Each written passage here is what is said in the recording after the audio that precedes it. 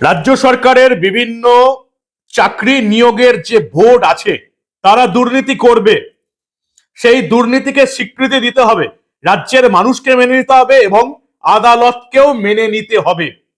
এমনটাই একটা ঘোষিত নীতি চালু করতে চলেছে মমতা বন্দ্যোপাধ্যায় সরকার। অর্থাৎ মমতা বন্দ্যোপাধ্যায় সরকার সেই সরকারের আন্ডারে যে সমস্ত চাকরির রিক্রুটের বোর্ড আছে তারা টাকা নেবে, পরীক্ষা নেবে, কিন্তু চাকরির মেধা তালিকা প্রকাশ করবে না, নাম্বার জানাবে না। তারা দুর্নীতি করে চাকরি দেবে, সেটা বাংলার মানুষকে মেনে নিতে হবে এবং কোর্টকেও মেনে নিতে হবে। অবিশ্বাস্য হলেও মমতা বন্দ্যোপাধ্যায়ের সরকার এই জিনিসটাই এখন করে চলেছে। পৃথিবীর কোনো মানুষকে আপনি বলে বোঝাতে পারবেন না, যেহেতু বাংলার কোনো মিডিয়া এই খবরগুলো দেখায় না, নবান্নের বিজ্ঞাপনের টাকায় তাদের টিকি বাঁধা আছে। সে মমতা বন্দ্যোপাধ্যায় সরকার একটা অবিশ্বাস্য রকমের নোংরামি শুরু করেছে। নোংরামি বললে কম বলা হবে। আইন কানুন একেবারে চুলোয় পাঠিয়ে দাও, সংবিধানকে একেবারে ভেঙে তছনছ করে দাও, যা হবে মমতা বন্দ্যোপাধ্যায়ের কথাতে হবে। একটা অবিশ্বাস্য পরিস্থিতি এই মুহূর্তে চলছে এই পুলিশের কনস্টেবল রিক্রুটকে নিয়ে। মমতা বন্দ্যোপাধ্যায় সরকার তার পুলিশ রিক্রুটমেন্ট বোর্ড পরিষ্কার জানিয়ে দিচ্ছে যে আমরা টাকা নিয়েছি, আমরা পরীক্ষা নিয়েছি, পরীক্ষার মেধা তালিকা ঘোষণা করেছি, কিন্তু নাম্বার কাউকে বলবো না। কোন নাম্বারে কে চাকরি পেয়েছে, কত কাট অফ মার্কস আমরা দেখাবো না।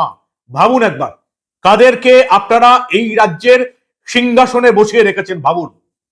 পুলিশ রিক্রুটমেন্টের বোর্ডের রেজাল্ট বেরিয়েছে, শুধু নাম আছে, পাশে কোনো নাম্বার নেই, কোনো কাট অফ মার্কস নেই।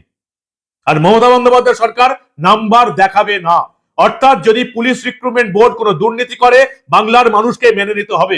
পুলিশ রিক্রুটমেন্ট বোর্ড দুর্নীতি করলে কলকাতা হাইকোর্টকে মেনে নিতে হবে, এটাই মমতা বন্দ্যোপাধ্যায়ের ঘোষিত নীতি। অবিশ্বাস্য, মানে কোন সাধারণ মানুষ যারা সাথে পাশে থাকে না, এই ধরনের খবর রাখে না, তারা বিশ্বাস করবে না। যেহেতু বাংলার মিডিয়া দেখায় না, বাংলার বিখ্যাত সাংবাদিকরা এগুলো বলে না। কি ঘটছে আমাদের বাংলায়? নবান্নের বিজ্ঞাপনের চাপে এই রাজ্যের মিডিয়া বোবা এবং কালা হয়ে আছে। কি ঘটলো একদম পরিষ্কার সোজা সাপটা বলছি, যেটা এই বাংলার অধিকাংশ বিখ্যাত সাংবাদিক বলতে পারবে না। শুনুন ভালো করে, লোককে বোঝান যে এই ঘটনাও মমতার বাংলায় ঘটছে। পরীক্ষা নেওয়া হয়েছে 2024-এ নিয়োগ বিজ্ঞপ্তি বেরিয়েছে, পুলিশ কনস্টেবল নিয়োগ। 2025-এ পরীক্ষা নেওয়া হয়েছে, ফল প্রকাশ করা হয়েছে 29শে ডিসেম্বর 2025। ফল প্রকাশের পরেই বিতর্ক শুরু হয়েছে। দেখা যাচ্ছে কি, যে ফল প্রকাশ হয়েছে, প্রকাশিত তালিকায় প্রার্থীদের নাম রয়েছে কিন্তু কোনো নাম্বার নেই। কাট অফ মার্কস কত, কোনো নাম্বার নেই। বিভিন্ন পরীক্ষার্থীরা, এমনকি এসসি এসটি ওবিসিরা, তারা কলকাতা হাইকোর্টে গেল। কলকাতা হাইকোর্টে পুলিশের রিক্রুটমেন্ট বোর্ডের বিরুদ্ধে মামলা হলো। সেই মামলা শুনলেন কলকাতা হাইকোর্টের বিচারপতি সৌগত ভট্টাচার্য। এবং পরিষ্কার কথা, এটা তো যে কেউ বলতে পারবে যে নাম যদি মেধা তালিকা ঘোষণা হয়, নিয়োগ তালিকা ঘোষণা হয়, নামের সঙ্গে নাম্বার থাকবে এবং শেষ ব্যক্তি কত নাম্বার পেয়েছে, মানে কাট অফ মার্কস কত, সেটা তো থাকবে। যারা বাকি টাকা দিয়ে যারা পরীক্ষা দিল, তারা তো বিবেচনা করবে যে আমি পাওয়ার যোগ্য কি যোগ্য নয়। বিচারপতি সৌগত ভট্টাচার্য পরিষ্কার জানিয়ে দিলেন যে পুলিশ রিক্রুটমেন্ট বোর্ডকে নামের সঙ্গে নাম্বারও দিতে হবে। মমতা বন্দ্যোপাধ্যায় সরকার তার পুলিশ রিক্রুটমেন্ট বোর্ড মানল না। তারা আজকে চলে গেছে হাইকোর্টের ডিভিশন বেঞ্চে এবং পরিষ্কার তারা বলছে যে কোথাও লেখা নেই যে নামের সঙ্গে মেধা তালিকায় নাম্বার দিতে হবে, কোথাও লেখা নেই। রাজ্যের তরফ থেকে এই নির্দেশের বিরোধিতা করা হচ্ছে। পরিষ্কার রাজ্য সরকারের যুক্তি, মমতা বন্দ্যোপাধ্যায়ের যুক্তি, লিখিত পরীক্ষার নম্বর প্রকাশ আইনত বাধ্যতামূলক নয়। এই পর্যায়ে নম্বর প্রকাশ করলে চলতি নিয়োগ প্রক্রিয়ায় বিঘ্ন ঘটতে পারে। বিচারপতি সৌগত ভট্টাচার্য সেই মমতা বন্দ্যোপাধ্যায়ের আইনজীবীদের কথা মানেননি। যে কোনো সুস্থ স্বাভাবিক শিক্ষিত মানুষ মমতা বন্দ্যোপাধ্যায়ের এই নোংরামি মানবেন না, এটাই জানা কথা। মমতা বন্দ্যোপাধ্যায় সরকার আমাদের ট্যাক্সের টাকা খরচা করে কলকাতা হাইকোর্টের ডিভিশন বেঞ্চে চলে গেছে। ডিভিশন বেঞ্চে যদিও দুটো গালে কষিয়ে থাপ্পড় মেরে আবার ফেরত পাঠিয়ে দেয় আমাদের ট্যাক্সের টাকায়, তারা চলে যাবে সুপ্রিম কোর্টে। দেরি করতে হবে, ভোটের আগে কাউকে চাকরি দেওয়া যাবে না। কি অদ্ভুত পিসির বাড়ির আবদার একবার ভাবুন। পুলিশ রিক্রুটমেন্ট বোর্ড মেধা তালিকা প্রকাশ করব, শুধু নাম থাকবে, কোনো নাম্বার বা কাট অফ মার্কস আমরা জানাবো না। এ কাদেরকে বসিয়ে রেখেছেন রাজ্য সরকারে? পাড়ার ক্লাব চালানোর যোগ্যতা নেই। আমি যেটা বারবার বলি, এই কটা দিনে সেটা পরিষ্কার প্রমাণ হয়ে যাচ্ছে, এদের পাড়ার ক্লাব চালানোর যোগ্যতা নেই। এদের কাজ হচ্ছে শুধু দুর্নীতি করবো আর টাকা কামাবো। ভাবতে পারছেন, আপনার ছেলেটা, আপনার মেয়েটা রীতিমতো পয়সা খরচ করে ফর্ম ফিল আপ করেছে, পরীক্ষা দিয়েছে, সেই মেয়েটা, আপনার ছেলের, আপনার মেয়ের জানার কোনো অধিকার নেই যে এই পরীক্ষাটা নিয়োগ হচ্ছে, নিয়োগের কাট অফ মার্কসটা কত, কে কত নাম্বার পেয়ে চাকরি দিল, এটা মমতা বন্দ্যোপাধ্যায় সরকার আপনার ছেলে মেয়েকে জানাবে না। এই সরকারটাকে আপনারা চেয়েছেন। 15 বছরে কাদেরকে বসিয়ে রেখেছেন এই রাজ্যের সিংহাসনে, কাদেরকে ক্ষমতায় বসিয়ে রেখেছেন? চুরি দুর্নীতি ছাড়া যে দলটা কিচ্ছু বোঝে না। কখনো ভেবেছেন মমতা বন্দ্যোপাধ্যায় সরকার এই পশ্চিমবঙ্গে মেট্রো রেল আটকাতে সুপ্রিম কোর্টে গেছে? কখনো ভাবতে পেরেছিলেন? এই তৃণমূলকে ভোট দেওয়ার আগে কখনো ভেবেছিলেন যে এই যে নিউ গড়িয়া টু এয়ারপোর্ট, এই মেট্রোটা যদি চালু হয়ে যায় কত লাখ লাখ মানুষের সুবিধা হবে? নিউ গড়িয়া থেকে এয়ারপোর্ট মেট্রো 311 মিটার কাজ মমতা বন্দ্যোপাধ্যায় সরকার করতে দিচ্ছে না। হাইকোর্টের বিচারপতিরা বলছেন আপনারা কি করছেন, রাজ্য সরকারকে বলছেন আপনারা কি করছেন, 311 মিটার জায়গা আপনারা করতে দিচ্ছেন না। একটা গোটা ডেভেলপমেন্ট, গোটা রেল নিউ গড়িয়া এয়ারপোর্ট আটকে বসে আছে আপনাদের জন্য। মমতা বন্দ্যোপাধ্যায় সরকার প্রথমে বলল, হুজুর এটা তো বর্ষবরণ চলছে, ডিসেম্বর জানুয়ারি চলছে, এখন ওই জায়গা আটকে মেট্রো রেলের জন্য সময় দেওয়া যাবে না, চিংড়িঘাটার মোড় আটকানো যাবে না। তো বর্ষবরণ চলে গেল, জানুয়ারি মাস শেষ হয়ে গেল, এখন তারা বলছে, কদিন আগে গঙ্গাসাগরের মেলা গেল, বললো হুজুর গঙ্গাসাগরের মেলা চলছে, তাই চিংড়িঘাটার মোড়ে কাজ আটকানো যাবে না, রাস্তা আটকানো যাবে না। ভাবুন একবার মমতা বন্দ্যোপাধ্যায় সরকারের যুক্তি, গঙ্গাসাগর মেলা চলছে, চিংড়িঘাটায় রাতে 2 দিন বন্ধ করে মেট্রো রেলের কাজ করা যাবে না। আর এখন কলকাতা হাইকোর্ট বলছে গঙ্গাসাগর মিটে গেছে, বর্ষবরণ মিটে গেছে, আপনারা মেট্রো রেলের কাজটা করতে দিন। মেট্রো রেল কর্তৃপক্ষ মমতা বন্দ্যোপাধ্যায় সরকারকে বলছে, মমতা বন্দ্যোপাধ্যায়ের পুলিশকে বলছে, শনি আর রবি 2 সপ্তাহ, শনি রবি মাত্র 2 সপ্তাহ, রাত্রে 10টার পর একটু বন্ধ রেখে আমাদেরকে কাজ করতে দিন, আমরা কাজটা করে নেব।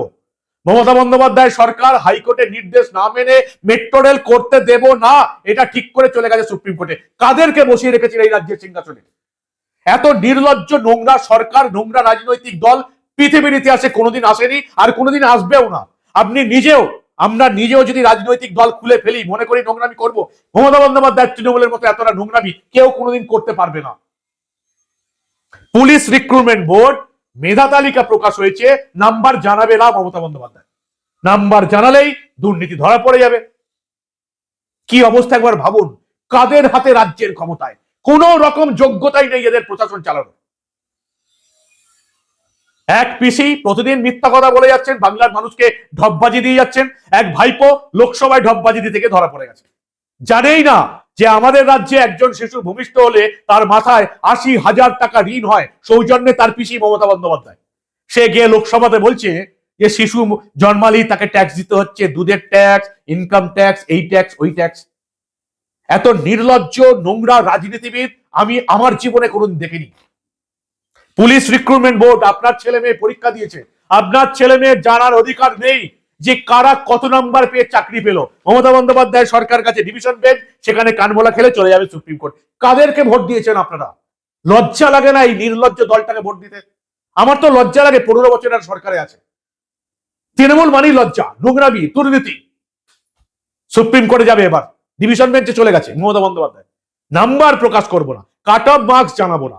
আমাদের ছেলেমেয়েরা পরীক্ষা দিয়েছে, টাকা খরচা করে পরীক্ষা দিয়েছে, তাদের যোগ্যতা আছে, তারা এটা জানতে পারবে না যারা পুলিশ কনস্টেবলের চাকরি পেল কত নাম্বার পেয়ে পেল। ভাবুন একবার পিসির বাড়ির আবদারটা। পরিবর্তন চাই, তাছাড়া বাঁচার কোনো রাস্তা নেই।